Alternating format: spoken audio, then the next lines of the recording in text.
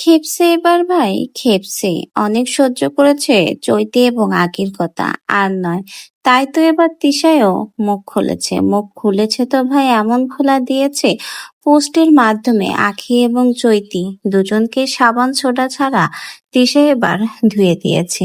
পোস্টে লিখেছে, দুই পতিতা মিলে এখন একজনকে বিয়ে করে 203 হয়ে যা মিলেছে ভালো পতিতা পতিতা। তো ভিউয়ার্স, বুঝতেই পারছেন এখানে কিন্তু এই পোস্টটা তিশা ইঙ্গিত করেছে চৈতি এবং আকিকে। এতদিন সোশ্যাল মিডিয়াতে তিশাকে নিয়ে যত কিছু বলেছে তার এক কথায় উত্তর দিয়ে দিল এবার চৈতি তিশা তার এই পোস্টের মাধ্যমে। বলতে গেলে সাবান ছোড়া ছাড়াই এবার বিনা বাক্যে আখি এবং চৈতিকে ধুয়ে দিয়েছে তিশা। অনেক সহ্য করেছে, আর নয়। তাই তো এবার মুখ খুলতে বাধ্য হয়েছে। একটা পোস্টের মাধ্যমে এবার রীতিমতো ধুয়ে দিয়েছে 200 দিনকে।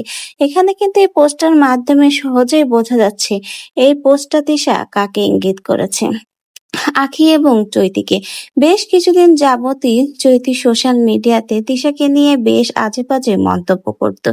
লাইভে যেমন আজে বাজে কথা বলতো, ঠিক তেমনি পোস্টের মাধ্যমেও নানাভাবে চৈতি তিশাকে সাফাই করত এবং আখির পক্ষ নিয়ে কথা বলতো।